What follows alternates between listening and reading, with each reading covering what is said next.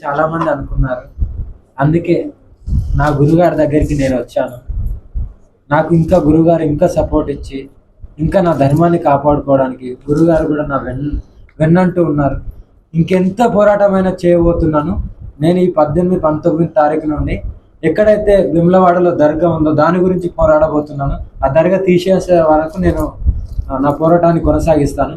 ముత్యాలమ్మ గుళ్ళ కానీ లేకుంటే ఆంజనేయ స్వామి గుళ్ళ నవ విగ్రహాలు ఏదైతే ఎన్ని ధ్వంసాలు అవుతుందో నేను హెచ్చరించినప్పటి నుండి ఆ 6 గుళ్ళు ధ్వంసమైనాయి కదా, వాళ్ళు ఎవరు చేశారు ఏంటిది అనేది బయటకు వచ్చే వరకు నా పోరాటాన్ని ఆపను. నేను తెలంగాణకు చేరుకున్న వెంటనే 100% నేను ధర్నా చేస్తున్నాను. ఆ గుడిని నేనే స్వయంగా ఒక సుత్తె తీసుకొని వెళ్ళి ఏదైతే నా గుళ్ళో ఉందో రాజరాజేశ్వరి టెంపుల్లో దాన్ని కూడా నేను ధ్వంసం చేయబోతున్నాను. ఎన్ని కేసులు వేస్తారో వేసుకోండి. నాకు మా గురువు గారు ఉన్నారు. ఇలాంటి గురువు గారుల పాద సేవ చేసుకుంటూ నేను జీవితాంతం ఉన్నాను కాబట్టి, నీతి నిజాయితీ ఉన్నా కాబట్టి నా వెన్నకు మా అగోరి సంస్థ మొత్తం ఉంది, నాగసాధు సంస్థ. ఎవరైతే నన్ను విమర్శిస్తున్నారో వాళ్ళకు కూడా నేను హెచ్చరిస్తున్నాను. మీరు నీతి నిజాయితీగా ఉంటే పోరాడదాం, అందరం కలిసి మన ధర్మాన్ని కాపాడుకుందాం, గోహత్యను ఆపుదాం, సనాతన ధర్మాన్ని కాపాడుకొని ఆడపిల్లలను కూడా రక్షించుకుందాం. జై శ్రీకాళ్.